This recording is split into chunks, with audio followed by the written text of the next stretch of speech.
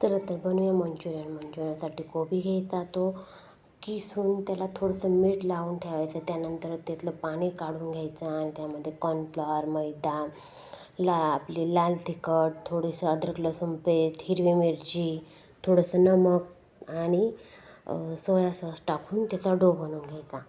त्यानंतर त्याचे बॉल बनवायचे आणि मी सोया सॉस टाकायला विसरले होते म्हणून नंतरून ॲड केलं. ते बॉल करून ते तळून घ्यायचे आणि कढईमध्ये लसूण, हिरवी मिरची, अद्रक कट केलेलं आणि कांदा, शिमला मिरची असं परतून घ्यायचं थोडंसं आणि त्यात सोया सॉस, चिली आपलं केचप आणि चिली सॉस, त्यात थोडंसं स्लरी ॲड करायची कॉर्नफ्लॉवरची आणि आपण बॉल बनवलं ती त्यात ॲड करायची आणि हॉटेलसारखे बनतात. खूप टेस्टी बनतात. तुम्ही घरी नक्की ट्राय करा.